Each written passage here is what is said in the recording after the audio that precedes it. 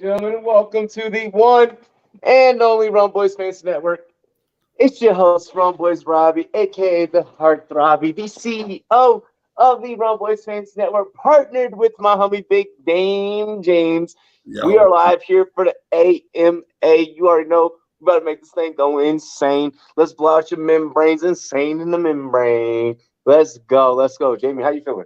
I'm feeling great, man. Had a couple beers, got my bowl packed. I'm ready to fucking answer some questions. Bro, yeah, Do it. I took the little brother out for his birthday dinner. Angel, happy birthday, bro. Yes, Angel, happy birthday, mi hermano. Feliz cumpleaños. Let's go. Cheers. Cheers to me. Cheers to you. All the Rumboyz girls want to do. Dilly dilly. Today's been a good day. Today's been a good day. Robbie may or may not be a whole bad bitch deep. Oh shit. Like, I may or may not be on my shit right now. Here, bro. Yes, life is good. Life is good. Let me turn this volume down in the background, like really quick. I was obviously clearly gambling.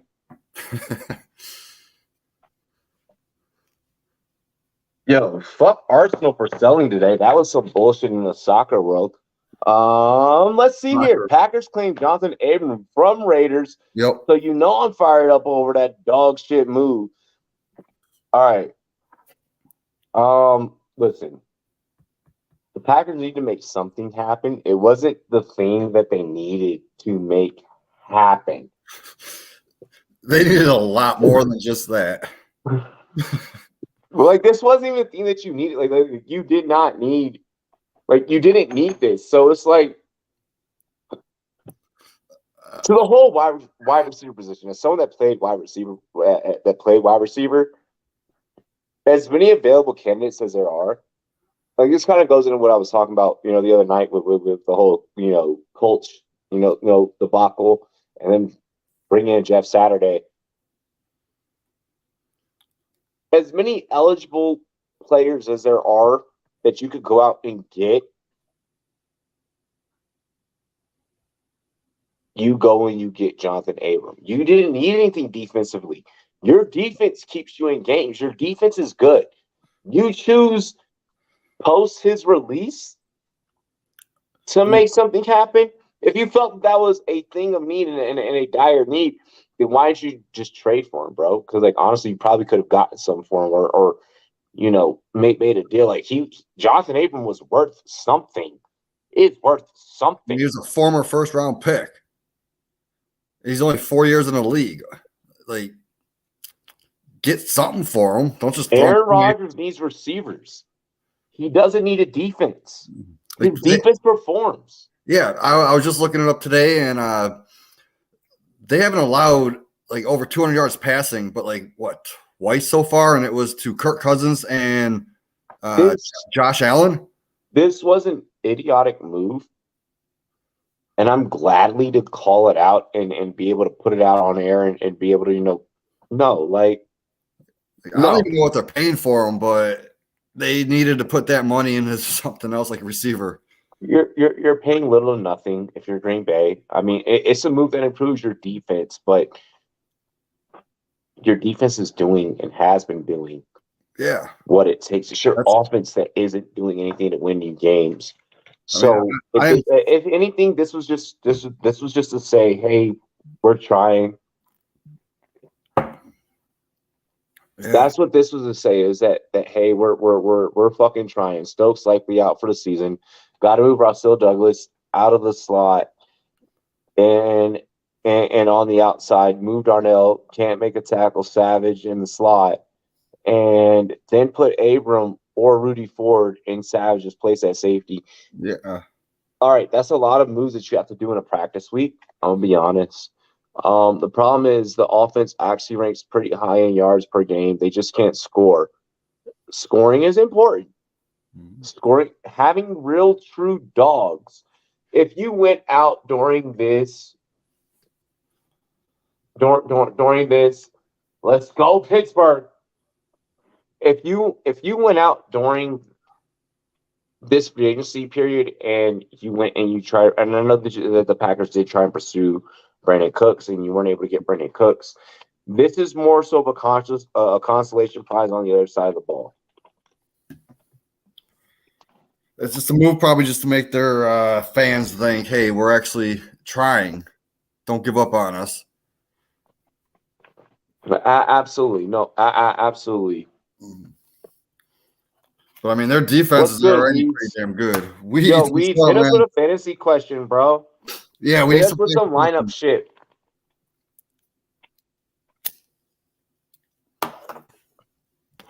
I'm ready to smoke some weed. And I'm gonna, hey Weez, bro, I'm gonna send you that screenshots of that team that dude gave up on, because this dude hasn't messaged us all day, all last night, nothing. So we're kicking him out. Yeah, if you don't communicate with me, you get kicked out the league, like straight up. Like you better, if there's a crisis going on, bitch, let me know. And I came up with the conclusion that I am losing to him this week, but I'm going to do it fairly. I'm going to match his team. Bro, I'd blow it just because. No, I don't want to embarrass this fucker. Like, even if I do win, it'd be like, yo, I'm embarrassing you to let you know, like you ain't shit. Like, you couldn't even set a lineup against someone that's not vying for a championship. Like, no, fuck you, bro. You're a piece of shit fantasy football player. Here's a screenshot. Here's a screenshot of every time that you haven't set a lineup. I'm letting everyone know that you ain't shit. Like, straight up. Like, if you don't compete, if you don't compete, you don't get to save your reputation, bro. Like, if you don't compete, you like there. No. You don't compete. You don't get to have a good name in this space, bro. Like, you could play in the kiddie pools, play in home leagues, play amongst friends that'll allow that type of shit. But like, when you're a big dog, we ain't allowing that. Nah, bro. Last week before my trade deadline, am I moving off Mike Evans? I need to know your situation. So what I want to make sure is, like, I want to make sure that tonight we get very critical, because any other fantasy AMA or any other fantasy show is going to be super like, yeah, just do it, or no, don't do it. Like, they're just going to give you very blanketed answers. What's your record? What are we looking at? Yeah, like, what are your players? What is the philosophy behind you? Before I could tell you yes or no, what is the philosophy behind you wanting to do this move? And what are you looking to add to get rid of them? Because, like, I'm gonna be honest, you know, and like Jamie just said, like, what are you willing to add, to get rid of them?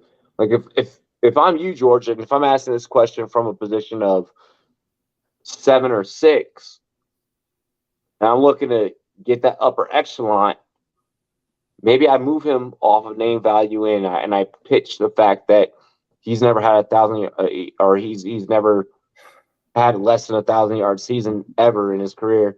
Maybe I pitch the fact that Brady is back, and this is like the bounce back in Munich, and Brady could be the first quarterback to win in 4 different fucking countries and 4 different, Maybe I pitch that side and I go down narrative street if I'm 6 and 7.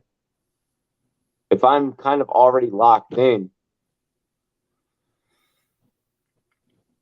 maybe I continue with Mike Evans, because maybe I'm underneath the philosophy of, and a belief system of, if it's not broke, don't try and fix it. And this is what this episode tonight is really about. Do we need to break things, or do we need to let it ride? We've criticized Russell Wilson a lot this year about let's ride. In fantasy football, there's a certain point where if your team is that good and just that fucking good, you just let it ride. You're 6-3 on the year, second seed. Oh my God, yes! Nice. And he's watched the show at least like 4 weeks out of the season. At least. Like, at the very least, George has tuned in 3 or 4 times out the season. bye weeks aside, I'm starting AJ Brown, Higgins, Barkley. With this record, I don't really care about you. Like with this bye record, with this record of 6-3, second seed, you're pretty much only fighting for a bye week, right? For you in particular, because of how your team is rostered and built, AJ Brown, Higgins, Barkley, Kenneth Walker, Damian Pierce, like because of this is the one that has Mike Evans. Yeah. Okay, so what if you? So I want George to hear me out. Really quick. You're one of those special players that whether you get the bye week or not, motherfuckers in the playoffs gotta fear you because of what your roster can bring. You have a roster constructed for. You don't have too much volatility in the playoffs. You don't want to have too many players from teams that they're gonna bench those guys and sit them and wait for next year. In the playoffs, you want people that are about to like go off, ball out, go fucking hard. Like they're thinking the same shit that you're thinking. They're thinking our team has a shot at the playoffs. Our team has a shot at the Super Bowl. We're going balls to the fucking wall. And, you kind of want to target shit like that. I don't know if you even need to move Evans. I mean, if he plays a flex, like Evans would be his flex, right? If he can make Evans his flex, that'd be sick. But I mean, being 6-3 in your second seed. So what if you fall to third? So what if you fall to third or fourth? At this point, so what if you fall to third or fourth? Like hear the philosophy out, right? Your team's already tried and true and battles through. So the bye week at that point kind of really, you know what I mean? Like if you're really trusting your team. Like if you don't trust your team, like I know people that are 1 seed and 2 seeds. Like there's a league that I'm in. I'm a 1 seed. I know that I need the bye week because I know that my team is. I could face a 5 or a 6 and I could get wiped, bro. Like I can face a 4, 5, 6 and get wiped. I need a bye week. Like I'm wondering with this roster, I'm wondering like what's his bench look like? Does he have an Olave on his bench? Because if you have an Olave on your bench, I mean you could package like a Pierce and an Evans and move up and get like Tyreek Hill or something. Dame Pierce is my flex. Always like to start 3 running. Oh my gosh, he plays just like I do. I do the 3 running backs. I've been doing that a lot this year. Hell yeah. Evans fills in. So all right. So then, if Evans is the filler piece, then let's not at 6-3, second place. Let's not fuck this up. Because you don't need a running back. You don't need a receiver. Like unless you can upgrade at tight end. Wait, but here's where we're starting to have a conversation. Because Kelsey, Dulcich are his tight ends, which I'm fine with. Kelsey and Dulcich? Yeah, because the bye weeks are done for Kelsey. Like you're good there. You're set for the fucking championship. He's got Jamal Williams, Cooks, and Dobbs are the issues on the bench.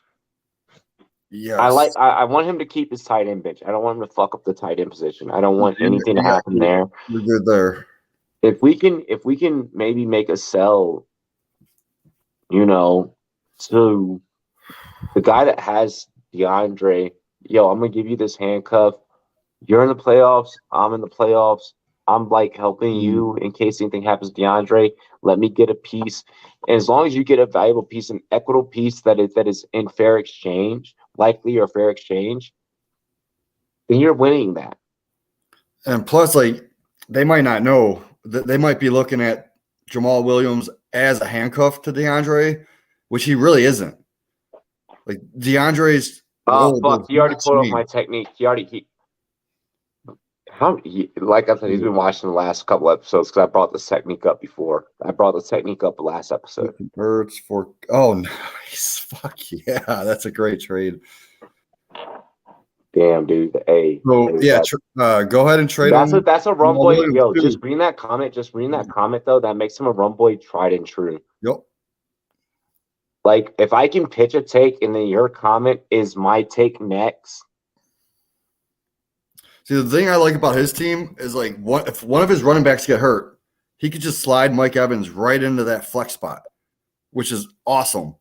I feel like I want George to just go out there and just slug it out. Like I feel like I want him to go out there and slug it out.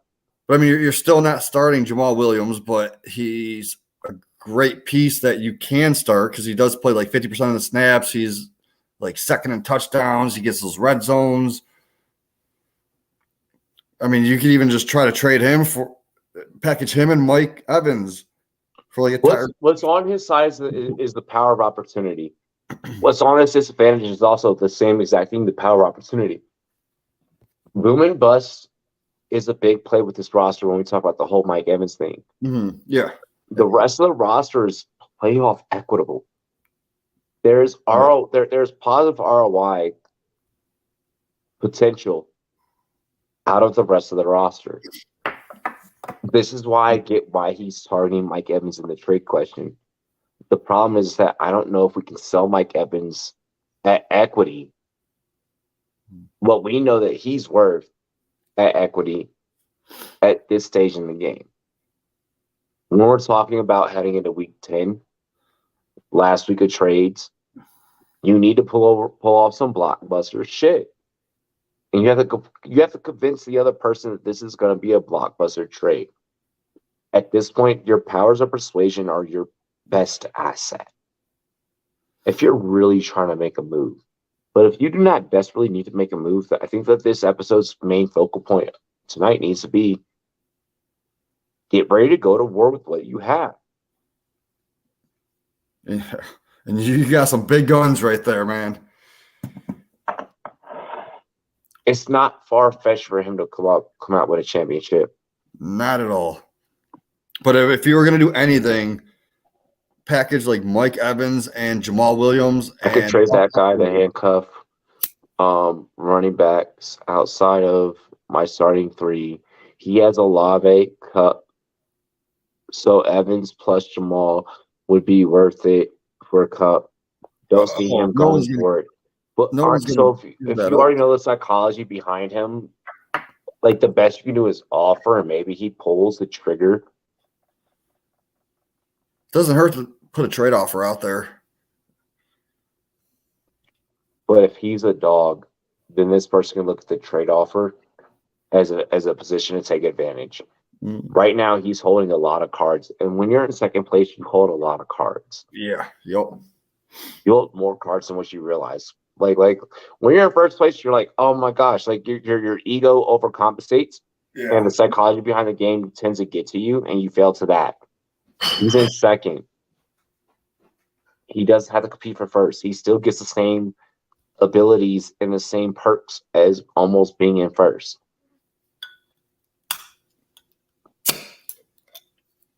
You know, like I think that George could be coming on this show in the season, giving a testimony of like, yo, the shit worked. I think that there's a ring. He just has to play his cards right. I just have a week or two coming up with bye weeks. My only fill-ins for flex are Cooks. I won't even ride those. I like Jamal Williams, though. I mean, he got stand alone. With that record, I'm willing to ride that. Yeah. Because, like, what if I pull off a win out of one of those two? And who are you facing that week? Are you facing like a 2-7 team? Because then you don't even have to worry about that. Like, look at your opponent, but like Jamal Williams, that dude is a flex play on his own. Above Pete. All right. So, like, I believe, like, Jamal Williams, man, his role does not change when Swift is in or out. Like, Swift's only been on, 15 snaps or something like that last week, and then he only had 5 targets and 2 rushes the week before. And Jamal Williams' role has not changed. He's still getting his 45 to 55%. I think his top was 60% of the snap share. But he's still scoring his touchdowns. He's number 2 running back in touchdowns right now. Red zone targets, he gets them. I don't know if y'all remember Jamal Williams back on Green Bay. Dude, he was a fucking dog back in Green Bay.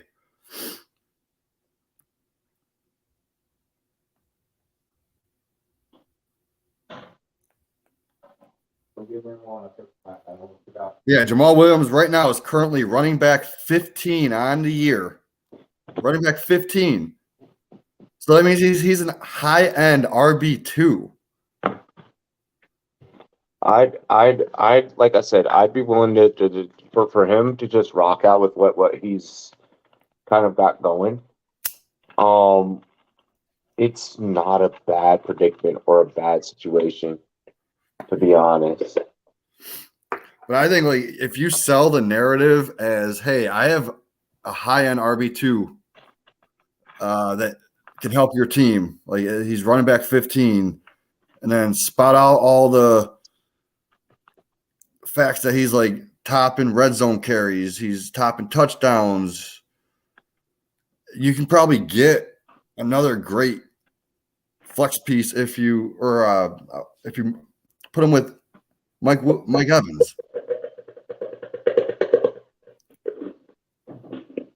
You probably get a Higgins. Well, he has Higgins. With George, he's in a fortunate position where, and this is what I want to preach, and this is what I was hoping that someone would pop in about. He's in a fortunate position to where J Money, what is good? What is good?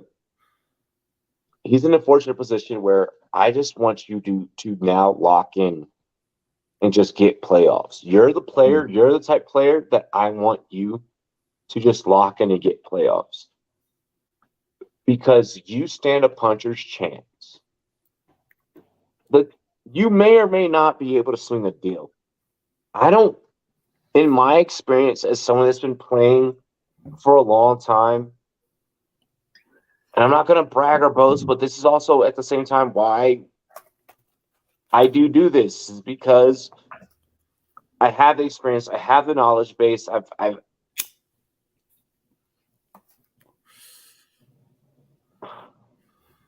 if you stand a puncher's chance, and if it's doable for you, and this is winnable for you, and if we know without a shadow of doubt that a move is not going to happen, if no one else in your league is willing to fucking make a trade and none of these motherfuckers are going to bite, it's my job to make sure that you secure your fucking bag.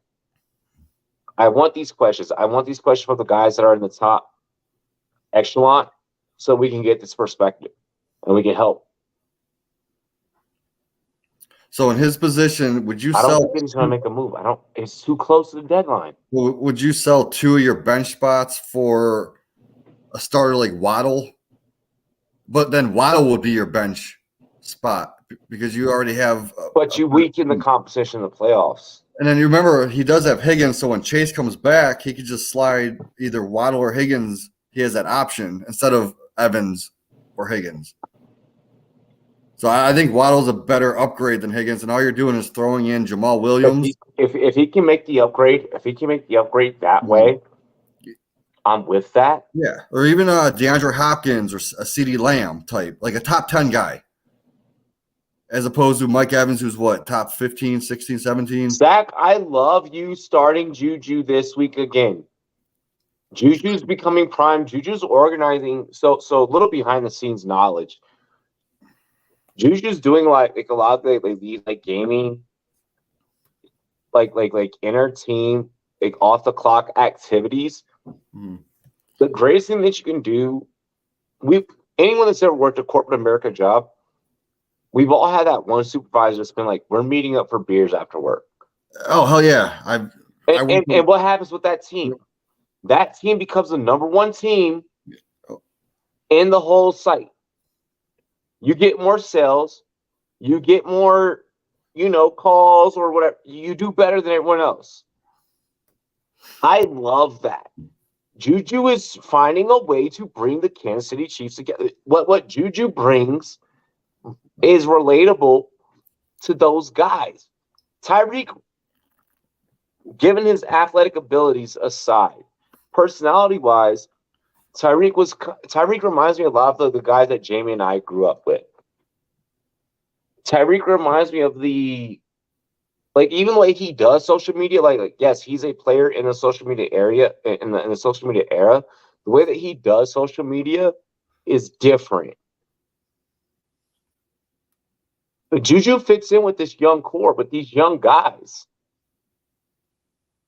There's an age group between that 32 to 22, 21 range that fits in that locker room and makes these guys be able to be playmakers together. Juju's a good starter. And I don't think that any of us can hate on what he's became in the last 2.5, 3 weeks. I 100% agree. I don't like the Steelers, but I respect the team and I draft Steelers players when I have to. And Juju is one of the only players in redraft that I drafted this year. Maybe Fairmouth in one league. I mean, he's a Chief now, but I always associate him with what he did then. Yeah, I get that. But we're far enough in his Chiefs career to where we can't associate him to back then. True. It's just being a Browns fan, it sticks in the back of my head. But we're doing analysis, so we cannot be biased. Yeah. So speaking of that, I'm going to give you a fantasy tip. Do not do what I did this past week, and I never do this really, but it's always an option. I started Duvernay over Juju. All right, because I put the narrative in my head. I would start Juju. No, that's what I was going to do, and I had him in there, but I had this narrative in my head that, all right, well, Bateman's gone. Andrews isn't playing. But that's you subscribing to so much Dynasty that you're leaving so much money on the table when you play redraft. And that's just and I'm gonna be honest, like as a veteran in the game, that's just a you thing. Like I get questions like that, and I have to. And anyone that's ever tuned into a Twitter space where you've seen like Bob Harris, myself, or Marcus Grant and myself, this is something that I bring up. This is something that I corner people in a lot. Where I'm like, are you thinking this or are you thinking that? Are you thinking redraft? Are you thinking dynasty? Are you thinking, a keeper league? Like you need to let me know what it is so I can help you the best to my abilities. And that's one of the things we try and do during these AMA sessions is filter out and tell us what it really is so that I can actually help you. And for you, the best advice that I could give you, understand the there's not much, but at the same time, there is a vast. Even though there's not much of a difference, there's a very fucking vast difference between playing Dynasty and what a player does for you in Dynasty and what a player does for you in redraft. The mistake that most Dynasty analysts, and this is why you shouldn't, don't ever just follow anyone that does purely one thing. The second you do that, you fuck yourself. Follow football analysts. When you only think about Dynasty, you tend to only think about draft picks, and you tend to only think about progression of a roster and building this roster and building this eventual dynasty that'll go on a run, that you forget that odds and mathematics take place, which makes you forget about speed of the game, film, all these other things that are very super, super important. Cool. So, you can watch film. You can watch all the college film that you want to. If you don't really understand how that player that gets selected ends up being utilized in that offense in the NFL, you failed as a dynasty manager because you studied their college shit. You study the landing position of the offense they're going to. Do you understand how that works out? Do you understand the workings of that? Well, like N'Keal Harry, man. Look at his college compared to his NFL. There were people that literally shitted on me. They're like, you interviewed and killed Harry, and you didn't fucking draft him. No, I did not. And no, I'm not sorry. I knew. I watched the game from a different perspective. What Dynasty players forget is that they buy too much into Dynasty. They forget that they used to play and got introduced to fantasy football through real fantasy football. So they forget that real fantasy football is still a part of the game. I've only been studying Dynasty for 3 years. Like before that, if you want to win Dynasty, remember this one thing. You still need a real fantasy roster. Dude, if all y'all want a real fantasy roster, visit All 22. We got the promo code down in the chat, right? Shots for homes at PFF, yes. Yes. Dude, All 22 is where it's at. That's how you build a real roster. Cliff Dingleberry needs to go. I've had enough. I've lost my patience. Zach, I agree with this. I agree with this. I think that there's also a portion of this to where Kyler needs to start being held accountable. Kyler is having a lot of these social issues. Kyler Murray? Yeah. I say if I'm Arizona, what I do is I bring a new coach, give Kyler 2 years with that guy. If that guy doesn't work out, I trade Kyler and I get back assets and I get ready to tank, quote unquote. You're not really tanking in the NFL. You're obviously always trying to win games in this league. The NFL really does tank, though. There are scenarios where. No, I think that last year was the first time that we could really lay claims on that. I think that what the Dolphins and the whole shit. Yeah, remember the tank for Tua? Yeah, I think that's the first time we can actually say that. Mm-hmm. And that's only because this new draft era, like previously, no. Like the NFL, like you and I grew up on, no. No, that didn't happen.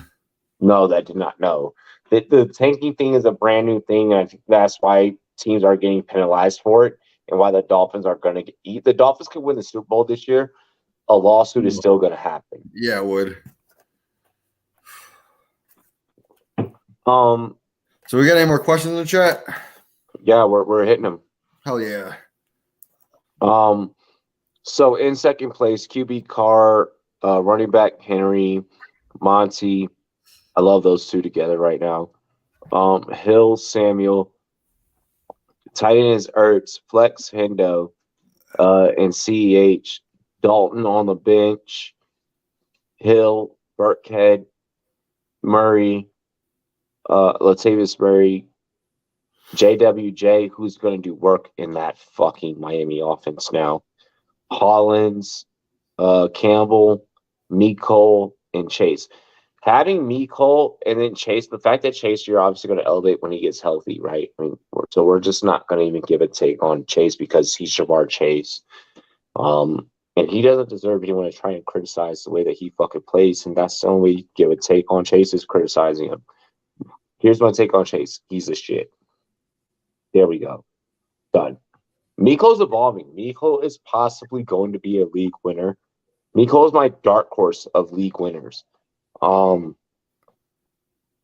If I could get Mecole as like a low end flex, like if I'm in like a start two flexes league, Mecole's a guy that I want as my second flex.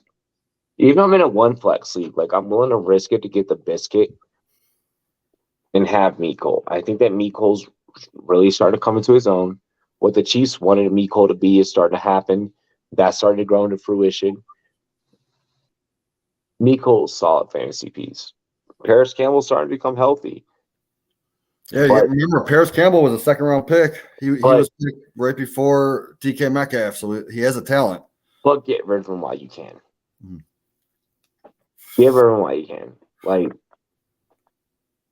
there's a lot of Paris Campbell shooters out there still. I'm a half of one. Find that guy and give him away for something cheap. Like, I don't even mind if you give away Paris Campbell for like fucking Rashad White right now in redraft. I would rather have Rashad White. Like, I would give up Paris Campbell in like a third, probably for Rashad Bro, White. I literally someone offered me fucking Christian Kirk for Claypool and White in redraft. Wait, Christian Kirk for who? Rashad White and Claypool. Oh, I wouldn't do that. I'd rather have Christian Kirk all day, man. So Claypool's wide receiver 46 or like 50 or something like that. Rashad White's like running back 36. Yeah, and you just saw last week his usage increased. So they're going to be using him like Christian Kirk is Christian Kirk is wide receiver 15. Yeah, why would you give up? I would gladly give up wide receiver 46 or 50 plus running back 36 or 40 to get Christian Kirk. Hell yeah. To get wide receiver 15. Yeah, I thought it was the other way around, but yeah, you want Christian Kirk. I'm thinking about doing it. Like, I'm really thinking about hitting the accept button on that. So you would get Christian Kirk in that trade? Yeah, I would get Kirk. Claypool or Rashad White? Fuck yes, do that. Like 100%. But I would only have three running backs. I would only have Etienne, Swift, and Sanders. That's fine. You're good because you only need to start 2. It's a 2-flex league. Yeah, you start instead of starting Rashad White and Claypool, you would start. I would have to get wins. I would have to get wins this week, plus next week, because the Jags are on a bye in week 11. So you need those points, those high points. So you're giving away 2 people that will be pretty much on your bench for a wide receiver 2. 2 people that could give me wins this week, next week, and the week after, and lock me in for at least the 6th or the 5th seed. See, there's like points expected, but then you got to figure out roster construction. Like I would love to have that wide receiver 2 in my flex position.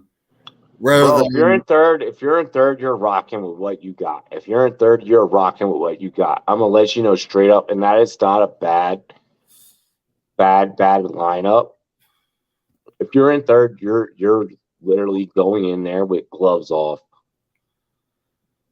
If you're third, you're Andy Ruiz against fucking Deontay Wilder coming up.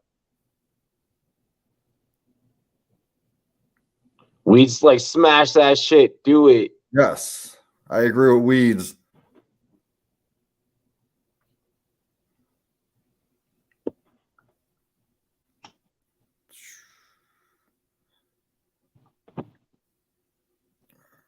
Caught up with the chat. All right, because I can't see the chat on my screen. It's too small. So I got to read it on my phone. You know what? I'm doing it right here on air. Yeah. I'm doing it on air. Hit accept. As long as you're getting Christian Kirk in that deal, yes. I would do that all day. I would probably throw in more to get Christian Kirk. Message Mike. For what? Oh, it was Mike? No, wait. First, I need his opinion. Because I messaged him about this fucking days ago, bro. Dude, no, this is unfair advantage that you're getting a wide receiver 2 for 2 bench spots. It's the week 11 that scares me. What's going on week 11? I didn't look that far ahead. Week 11 that's the week that seals in your playoffs.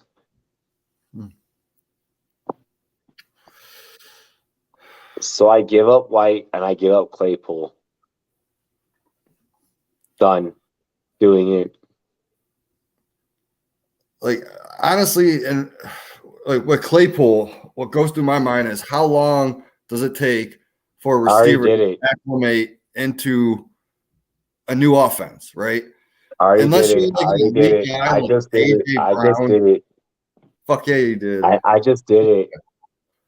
But unless you're like an elite guy like AJ Brown going to the Eagles, Adams going to Vegas, like those guys fit in right away because they're elite. Claypool, I think he's a step below that because he's still young. He can be that elite guy in the future if he works at it. You have the option to maybe like depending on how your roster is built. I mean, like if you have both those as flex options heading into the playoffs, I love the fact that you even have that ability. The fact that you even have that ability heading into the playoffs makes you significantly so much more dangerous. And I want you to keep that. What is he keeping? Right now, if you have a solid record, rule of principle is that you are holding on to those pieces and you're not trading. Do it. Like if you have bona fide players, like bona fide pieces that have gotten you to the promised land, you're just gonna let that ride. Weeds, I appreciate that. 7-2 second place. I have Kirk Cousins, JJ, Mike Evans, Lenny, Monty, Sutton, Ramadre, Rondell, Garrett Wilson, Brandon Cooks, Curtis Samuel. I don't know. Feeling like this team might not be suitable. At 7-2 second place, it's one of those rosters that it doesn't sound like it's suitable, right? Like you look at the motherfucker and you're like, yo, it's not sexy. But how many times in this, like you've been a subscriber of this channel like a long time. How many times have we fucking just like we've had that happen? Like we've had Cordell Patterson last year, prime example. Cordell Patterson pulling us through fucking fantasy championships. No one thought that Cordell was going to be Cordell. No one thought that Cordell had that in him. No one thought that Cordell was him. And then he ends up winning us a fucking championship. Winning is winning it. You don't have to have, like, you're not going to have the fantasy roster that is fucking Jalen Hurts QB1, fucking QB2 is goddamn Tua, fucking you got AJ Brown, Tyreek Hill, and Jamar Chase all as your fucking receivers. You got Derrick Henry and fucking Miles Sanders as RB1 and 2. Your flex plays are DK, and like you're not gonna come across these rosters where it's just like, you know. So if you're making it into the playoffs right now, you have to have a lot more affirmation. You have to have a lot more confidence in your roster than what you made. Like you have to realize at a certain point, it's like I won, I got in. You have these next 3 games. And the tinkering that you're doing is very minor tinkering. Like, you should not be trying to overcompensate. Like, this is not the point where you're like, I'm giving up 3 players for 1.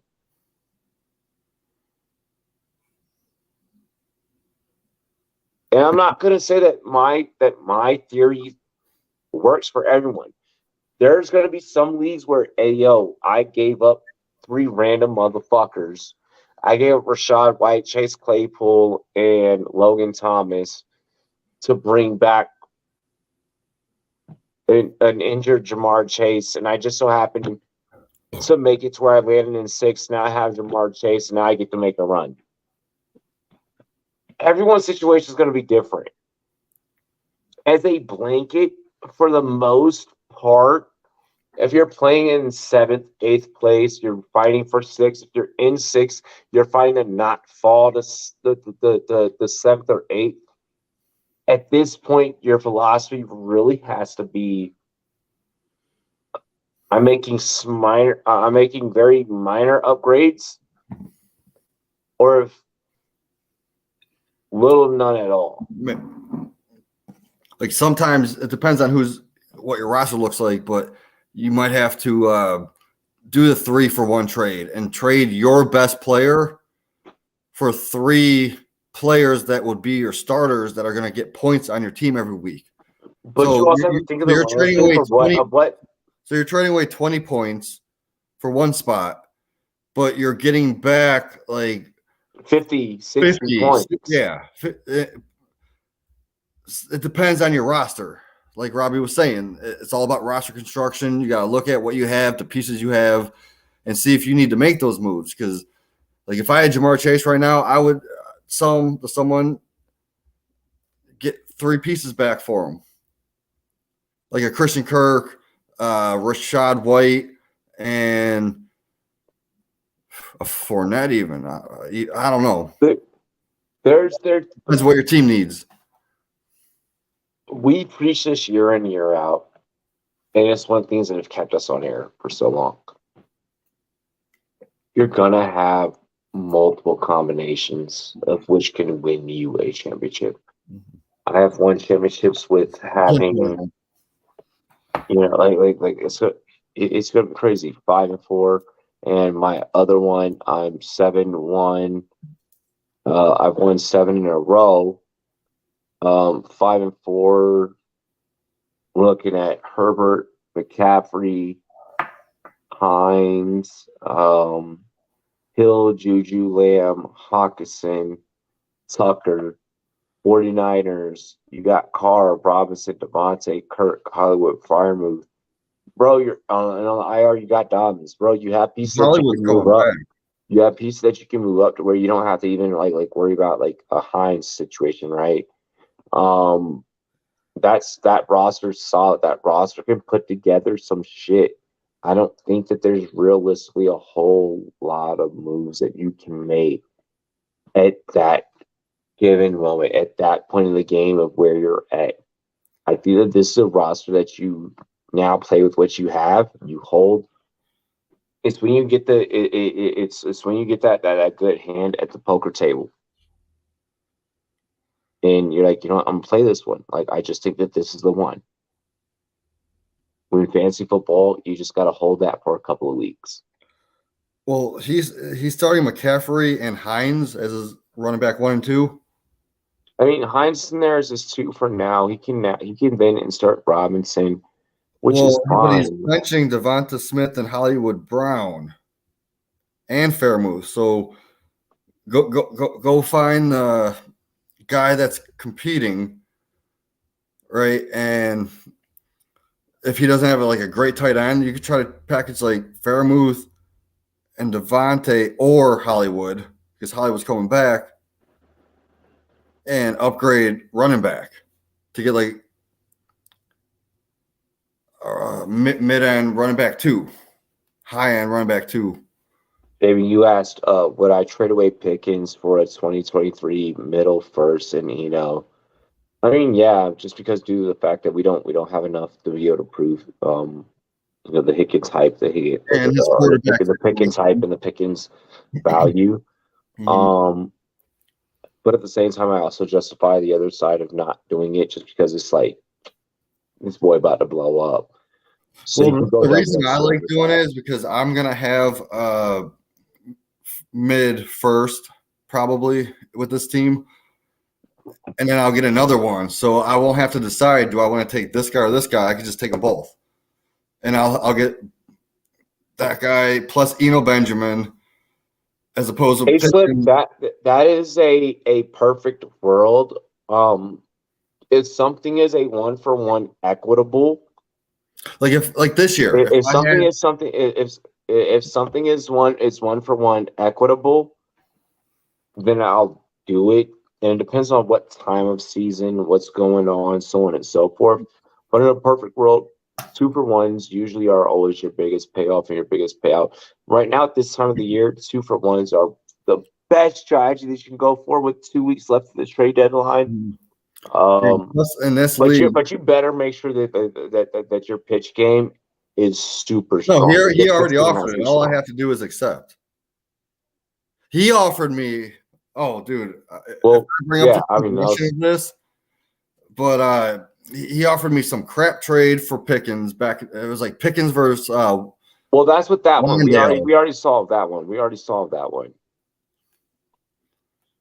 But he offered me some bullshit, and I was like, it's gonna take a first and Eno to even make me think about it.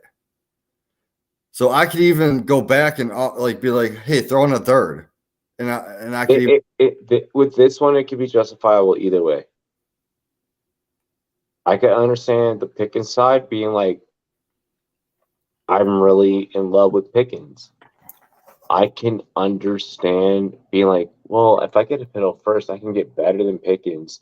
Then I end up with Benjamin, who's going to end up being the star in the Cardinals' backfield eventually. Yes. Plus, I'll get Boutte or Addison. So I'm getting and like Boutte or Addison. Probably, I'm guessing. I think I should do it, man, because Pickens, man, I got him in this league. Like I drafted him in the second round, the beginning of the second round. I love what Hazel said. The point is that 6 + 6 is not greater than 10. Not always. Nope, it's really not. So it's one of those things to where that's one of those ones to where you stick to your guns, you have your gut, and you abide by it, and you just roll that. If that's something that you feel, I'm gonna accept it on air right now. Do it. I mean, I just took Christian Kirk for Claypool and Rashad White. I have to stick to my guns because I even messaged him, and he offered me Allen Robinson and Benjamin. Okay, no. Yeah, I was like, dude, come on, look at my team. I even said, look at my team, see my build. Allen Robinson doesn't fit my build. I was like, it's going to take a first and for me to even think about accepting this trade. And I've been thinking about it all day because he sent it right away. Zach is 7-1. He has Murray, Kamara, Chubb, Jefferson, Lockett, Goddard, Walker. Oh shit! That's Crosby as his kicker. Cowboys defense. Cowboys defense. Pollard, Stevenson, Highwood, Davis, Pickens, Hawkinson. We are not making any moves. We are staying put. Yeah, there's no trades involved. Because honestly, the way you listed it, I would put Godwin in front of Lockett because just look at his matchups, and he is actually. Well, that's being too picky. That's being too picky. I was just going to bring up a fact that Godwin is I heard that he's the number 2 receiver in targets over the past 5 weeks. Yeah. No, you're not making any trades. Do not touch. Don't do anything to your lineup. All I would say is maybe stream a kicker. Yeah, you're on your way to a championship, bro. You're on your way to a championship. And that's it. Foreman and Kamara for Barkley, PPR. You're not making that. No one is giving up Barkley right now. No one's giving up Barkley. Barkley is. You're going to need a lot more than 4. No one's giving up Barkley right now. No one's giving up Barkley. I'm sorry. That conversation. I would say send it to see if he accepts it, but I doubt he's going to accept it. But I would totally get Barkley in that trade right there. Yeah, no one's giving up Barkley. So the conversation becomes dead as soon as you throw in Barkley's name, usually more times out of 10. Deontay Johnson and Pickens or Rondale Moore. That's just a whole lot of Pittsburgh on that one side, Sean. While Rondale Moore is showing some promise in the absence of one Hollywood Brown. You got to back. Deontay's not doing shit. So it's like Deontay kind of becomes a freebie in this one. And it's almost like a Pickens and Rondale Moore kind of conversation in which the Rondale Moore side at this given point, maybe rare just ugly headed wins, but you're talking about splitting hairs just due to the fact of the inexperience of both offenses. And you would think that Arizona has a little bit of an edge in this. In which they kind of do, but I don't think that Cliff Kingsbury is going to be there too much longer. I think that Arizona eventually takes the side of Kyler Murray and they ride with Kyler Murray. I was saying who do I start, not trade. My bad. All good. No. Pickens, Rondale Moore. I love Rondale this week. If anything, I would probably start Rondale Moore or Pickens. Like I said, DJ just hasn't been performing. Go Rondale. Yeah, Rondale is my number 1 pick this week. That a receiver that's ranked outside of 20 is going to end up in the top 10. It's deep sleeper, but I like it. Zach, as someone that is immediately anti auto draft, the fact that it's helping you and it's going to win you a championship, I'm with the shits. As long as you win a chip, bro. Like, as long as you win a chip, that's really what I give a fuck about. I care about my subscribers winning championships. That's it. Nothing more, nothing less. You subscribe to this channel, I want you to win. We'll give you the best information that we can. Dude, I looked at. I'm gonna give one more round for questions really fast. Hey, Robbie. Speaking of that, I looked it up yesterday, and in my one site that I use, I started using in like 2007, but I didn't start winning until 2012. So I looked at my badges. I have 44 championships in 10 years. And that doesn't count the sleepers, the underdogs, shit like that. But I noticed I have been winning more recently since I've been following Rumboyz and all that. Like well, it really I mean, does help, if you take a look at like anyone in the chat, like if you always like pay attention to the chat, like the chat will like, especially people that have been watching for a long time, will be like, "Hey, yo, I've been watching your show. This is my record." And like, if you notice, all the records are all above 500. There's very few people that comment that are like, "Yo, I'm 2-6, bro." Like that doesn't happen very like the motherfucker that's really in here, like they're really in here and they're like, "Yo, this is what's up." Or either even if their fantasy season is going bad, like, "Yo, my fantasy season is going bad. These are my NBA bets. Hey, yo, my fantasy football season might be going bad, but yo, what about the fight this weekend?" You know, and they know that we're able to come in and we're able to help on anything and fucking everything. Like, so I got another question instead of me putting in a chat, but what is the biggest bust this year? Like looking back at the drafts, I did that last week. I looked back at the drafts and seen who was drafted in what order, and I came up with Najee Harris is the biggest bust in the first 2 rounds. I want to save. I want to save my biggest buzz. I want to save my biggest buzz because I know that's going to be a hot take later. This has to be like in the first 2 rounds. Yeah, not Jay. I could say right now. You can't blame Javonte Williams for getting hurt. I won't say that's going to be my solid take, but I could say Najee pretty easy just for the sake of like, you know. Like who else was taken? Like I was thinking in my head, like who else was taken in? Please, you catch every episode and you know my train of thought. They come in here and they ask for help to see what they can improve to their team. Exactly. Exactly, bro. Absolutely. I love that I have that. I love the team that I have. Dog, dude, I love the team that you have. This channel has, from the people that are on air and to honestly like y'all that are in the chat and like especially like a lot of people that have been in the chat for like a long time.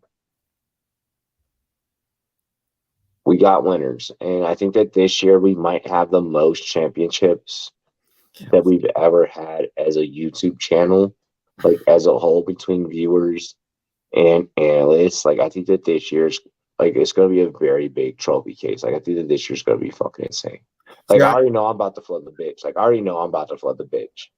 Like this might be the year that like I have like multiple championships. Yeah, and then, I was gonna say don't play in just one league. I play in like 14 a year. Plus, I was in like 23 this year. I'm in like 23 this year. Well, I only have so out of 23 leagues, I have 2 that are under. I have 2 that are under 500. And you gotta remember, I got 18 dynasty teams. That doesn't even count. Yeah, no, you shouldn't count. You shouldn't count dynasty. You should always like. I focus on my redraft most, but like, and then my big money dynasty leagues, I'm stacked, dude. I could fucking win all day without even looking. Like, if there's big money on the line, then. Oh yeah, like my big money league, man. Oh, dude, I'll pull up the team. Well, I did a lot more leagues for money this year than I did. So like, I balanced out between money and charity. So like, I have a lot for charity and I have a lot for money. And like that's where I kept my balance. But if you win 1 out of 4, that's a 25% win rate. You're making money.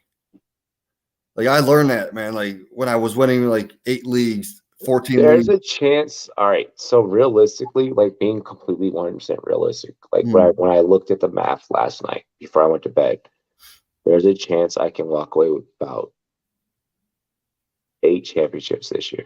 Hell yeah, love it. My average is about 3 to 4 a year. See, so this is my mistake. Back in the day, it was 2008, 2009, 2010-ish. But anyway, I won a bunch of championships, 8 out of 12. And I'm like, oh shit, I won 75% of my leagues. So next year I was like, well, what if I quadruple it? So I played, and I just went completely down the fucking drain. Yeah, I went with like 45 leagues, and I only won like 4 of them. I'm like, what the fuck? But then I realized like I had too much. Like it was a full-time job setting lineups. It's just. But I noticed if you win about 25 to 33% of your leagues, there's a certain point where you have to accept that you have to accept that there are going to be certain years that your style is going to work. And there are going to be certain years where your style is not going to work, and you're going to have to adjust your style and adjust how you play. This year, I just so happen to not have to adjust too much. And just this year played very much into how I play. So therefore, the bankroll, it just got there. We always learn from our mistakes. So I learned from that mistake of not joining 45 leagues. But see, I've done that, but I've played in 45, I played in 20 something, I played in 7. I figured like 28 is perfect. 25 to 28. That is not for the common person. Let's not recommend you doing that. Don't do that. Don't do that. Start with 8 and try to win 3 of them. When it's your job, it is one thing. When you are just doing this to enjoy this shit, don't do that.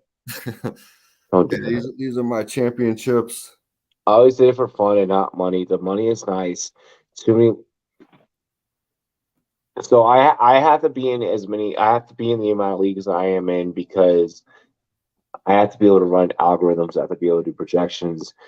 A lot of the leagues that I'm in ends up becoming homework and shit like that. But then there's also someone where it's like I'm playing against NFL Network and ESPN and yada yada yada. So there's those ones. But then I have like a bunch of ones that are for charity, and then you got your podcast leagues that you do for content. Yep. Then I do them with ones. Yeah. So like that it's different. It's different. No, like if you are casually in 40 leagues, you need to check your fucking self. Like there's rehab, 1-800-GAMBLER, Yeah, so I dialed it back to like 25, 28. But like if it's something that like there's ways to know if you're doing too much. And that's way too much. I just use the NFL Fantasy app. I cannot say anything good or bad because they are friends of the show. I like to play on Sleeper. I also play on NFL Fantasy. I have the NFL Fantasy app downloaded on my phone. I don't use it, but it's great for notifications. It's great for everything. That's what I got it for, notifications. Shouts to the homie LQ. He's in a league with us. He works at NFL Network. Shouts to the homie LQ, Real Deal Fantasy HQ. Shouts to the homie Marcus Grant. He's my boss over at 32-Bit, my other YouTube channel that I have. Shouts to Adam Rank. I'm in a league with Adam Rank. Shouts to everyone over at NFL and NFL Fantasy. Like we love y'all. Michael Florio, friend of the show, been on the show multiple times. Yeah, big ups to NFL Fantasy. I want to make sure that I shout them out and I showed them love. Like that was like a very political thing that I just said. It was like, let me make sure I don't piss off the people that show me love. Like that was very like what I just did there. But they show me a lot of love, and they show us a lot of love, and they show you guys a lot of love. They help you guys like give away some of the prizes that we give away come from those guys. So I mean, he gives me alerts like example Hill, Score City, bro. I want us to have our own fantasy app. Like I'm trying to get us to the point to where we get our own corporate funding for fucking our own fantasy app. Jamie wins one league and calls himself a champ, loses 45. Holy fuck, Jason. BKB, what's good? What's good? What's good? Seattle, what's good? Hey, yo, I'm like one of the few analysts that was like, Seattle could be dangerous this year. And I know that I pissed a lot of people off. Yo, all right, so really quick, just going beyond that Seattle game, so I want to actually now give everyone a quick betting tip. We already know that the 12s travel, correct? Correct. The 12s are the biggest fan base in the country of Germany. And then the Patriots are second because of Tom Brady. But of course, he's now with the Bucs. I don't know if y'all been keeping up with Good Morning Football. I don't know if y'all been keeping up with the homie Kyle, McCourty, Schrager. I wish I remember Shorty's name right now because she's doing amazing. Now that Kay Adams isn't there no more. My point being, Germany buys into Seattle super heavy. Tampa has not looked great this year as a whole. I understand the narrative of Brady having the ability to be the first quarterback to win in 4 different countries throughout a career. But I need you guys to understand that the power of the 12s simultaneously, which is why I'm thinking that the spread might be better for that Munich game. But I'm telling you that this Munich game is probably going to be money. It's money. I mean, just for fun, you should fucking bet the Munich game, honestly. Play it as a single. Don't put in no parlay. Play as a single. But I'm really thinking the 12 show up. Like, the Germans are going crazy over Seattle. They love Seattle. They love Seattle because the first time that football got shown to them was Marshawn, Russell, Lockett, the Legion of Boom. Oh, we got a lot of Geno. Oh, we got a lot of Geno. Watch Geno win. Oh, we got a lot of Geno. Damn, that's the most Geno that we've ever gotten in one check. I like the Seahawks winning the division.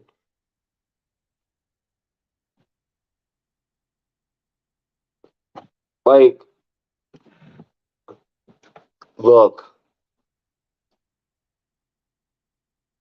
I know that we don't endorse a whole lot of waking up early to catch international games. It's Germany.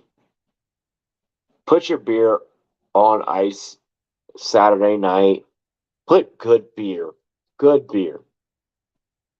Good beer. If your local liquor store carries German beer, put German beer on ice. Grab one bottle of German beer, some Holgarten, and watch the magic happen. I think you're on mute, Jamie. Oh, dude, I've been talking this whole time. My bad.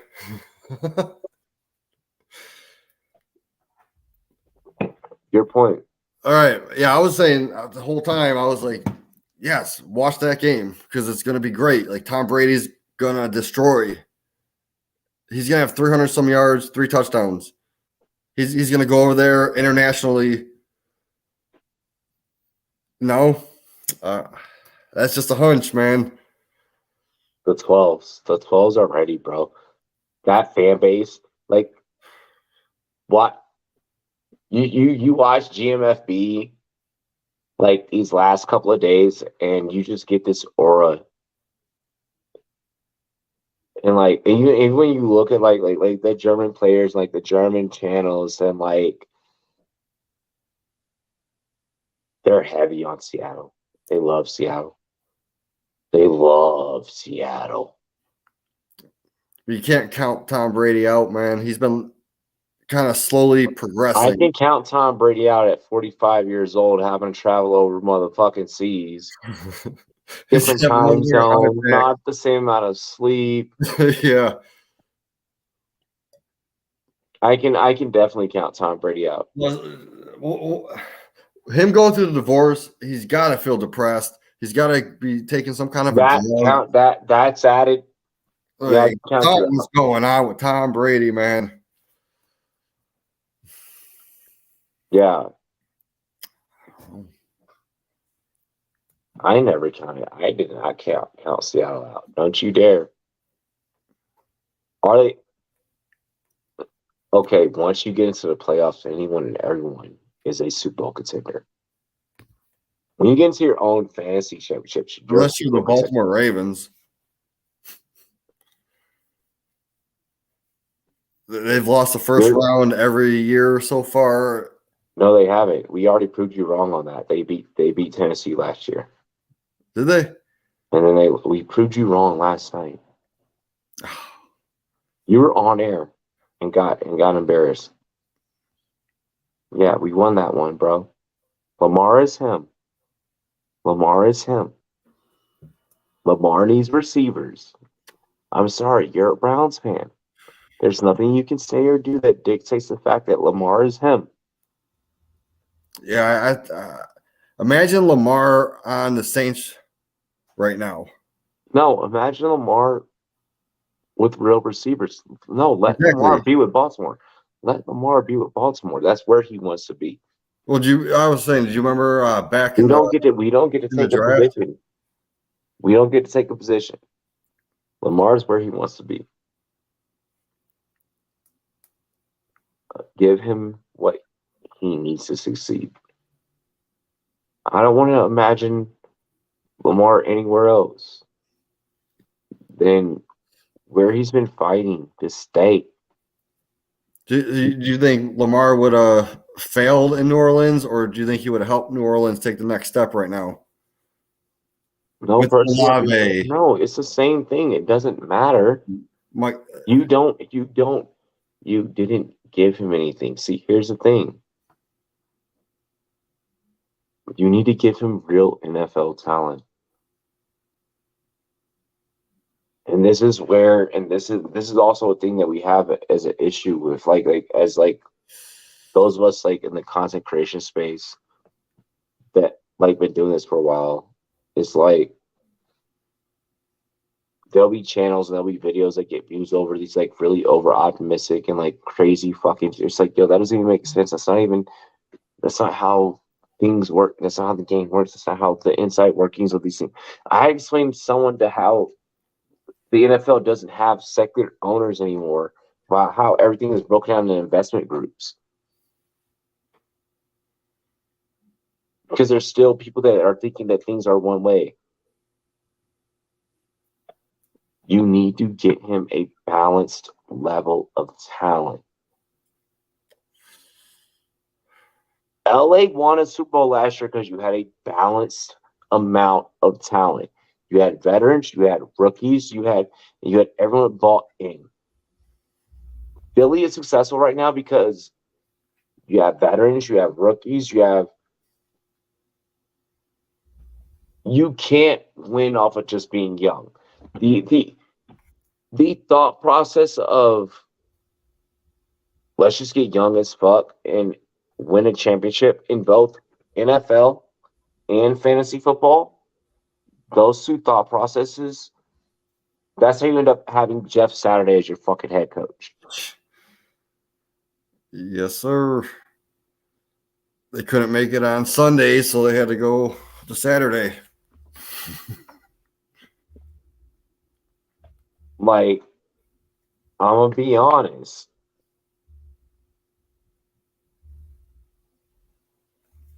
You can't subscribe to one specific thought process. You have to be fluid. You have to be fluid to all options and all things. But you also have to understand at the same time of This is a natural, habitual way of how things work.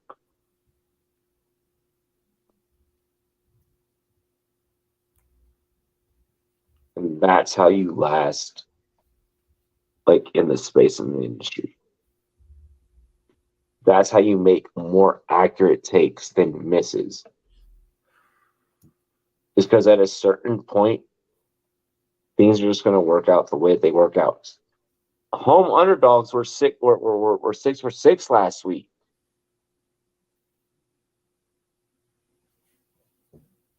And we sat here on this channel. We said, hey, guys, these are things you need to look out for. I mean, how many people ignored us or didn't watch or didn't tune in? You see what I'm saying? Because people want to hear the controversial, yelling Stephen A. Smith bullshit.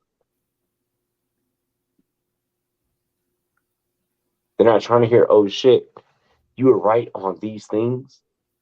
Oh, shit, you really understand how the fuck this shit works. They want to hear arguments back and forth, like Shaq and fucking Charles Barkley, man. I love that banner back and forth. But that shit's real. It is, but I mean, like, it's just an interesting ass perspective, to take a look at. Cleveland, we're down. I'm watching the game now. We're down. I know. I'm about to put that game on right now. I got Cleveland. I picked Cleveland tonight. Hell yeah, dude! You always gotta go with the fucking Cleveland Cavs, man. So I got I don't know. Y'all boys gotta watch out. I know that you're a 49ers fan. Cool. Shaq jersey on. I don't know if y'all remember Shaq being on the fucking Cavs.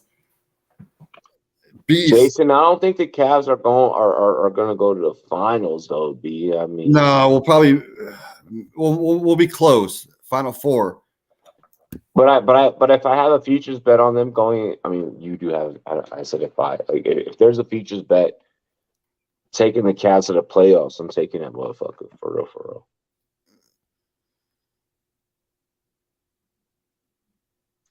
Yo, Charles Barkley do be back and forth. Hey, let's get ready to go ahead. Let's get ready to go ahead and wrap up. We've been on air a minute and 20. So we've had a pretty good show. We talked a lot of like different perspectives. Guys, really DM us. Like I really want to emphasize on the DM factor. Yes. Like, dude, I answer all my fucking DMs. Like, DMs are a lot better and a lot easier way of getting to an analyst. Mm-hmm. And you are invited to DM us. But the Discord is also a very, very open option. I try and get into Facebook threads. I try and get into Twitter threads. But then at that point, I end up fighting with colleagues. And then I have colleagues DM me like, why'd you tell them that they subscribe to my show and now they're going to subscribe to your show and not listen to me? Well, then you should never fucking try to drop a hot take when that's not what you really meant. I'm not here for clicks, little bitch. I am here for the real shit. But why are they worried about them? Stop it. It's the industry. Don't do that. No, Jamie. Listen, I know that you are new into all of this. Why can't we all just get along, man?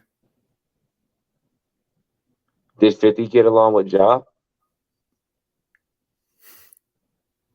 True. But I ain't 50 and I ain't Ja. Okay then. Okay then. Did Pac get along with Biggie? They did. Yeah. And then all of a sudden, no. Oh, yeah, they did. And then all of a sudden, no. Okay. If you ever have aspirations of getting into the fantasy football industry, just know this shit is just like anything else in the entertainment industry. Pac and Biggie fought. 50 and Ja fought. Will Smith slapped Chris Rock. Well, who the fuck is Suge Knight in this situation? Okay. Support who you support. Love who you love. Is it Roger Goodell? I think Roger Goodell's Suge. Support anyone and everyone. But this should be cutthroat. Fuck. If you need me, just DM me. There we go. See, we outie.